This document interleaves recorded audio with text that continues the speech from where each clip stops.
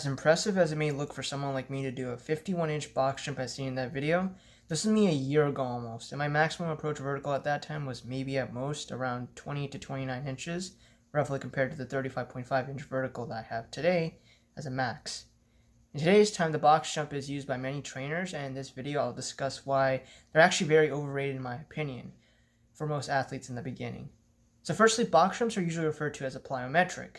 When analyzing plyometrics, we use something that I will explain in a future video called the fundamental theory of plyometrics by the esteemed father of plyometrics, Yuri Verkhoshansky, in the book Super Training. In short, for this video, every plyometric ideally should have a landing and a takeoff mechanism that takes place throughout a movement and is done repetitively for a certain amount of reps and or distance. When analyzing a box jump, there definitely is a takeoff of some sort that happens as well as a landing. However, there's zero repetition, as seen in the fourth part of the fundamental theory, which refers to rebounding from the floor and coming back up after landing. Because there isn't another jump you can do without having to reset your position and go back to where you could be able to jump on the box. Additionally, because you don't rebound from the floor, you never teach your body to be able to accept landings correctly and then take off from it smoothly, both of which plyometrics are designed to do in order to improve whatever you want to excel at. And instead you're just told to clear the box, and that's as far as that can go.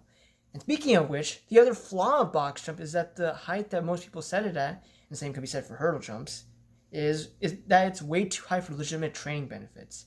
When we do a box jump that is high enough, our hips rise into something known as hip flexion to compensate for not being able to actually reach the box, and as a result, we experience an unnatural part of jumping that is not similar to how real jumping is. And our back excessively rounds a lot, and if we're not used to that load, it could be harmful. If we were to compare high box jumps to real jumps, you can see that there's a clear difference in how the hips function for the movement, leading to less efficiency and technique. So are there any benefits in box jumps? As much as I have ripped on it, there are certain values that it can have. I'll have to suggest that for any of these benefits though, you have to set the boxes just above your vertical, whether it be standing or approach, and be able to jump with proper technique when approaching, anticipating your landing decently while in the air. Anyways, for instance, if you're recovering from an injury, using boxes in order to be able to reduce load but still practice technique of an approach prior to the takeoff of something like an approach jump can be valuable for an athlete that is currently managing their load of jumping volume and intensity. Secondly, box jumps are just fun sometimes.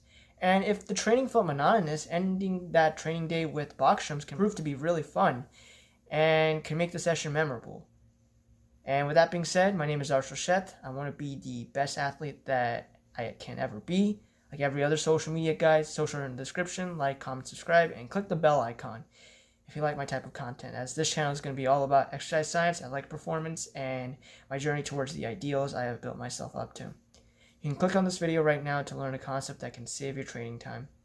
This is DSheth and my perspective.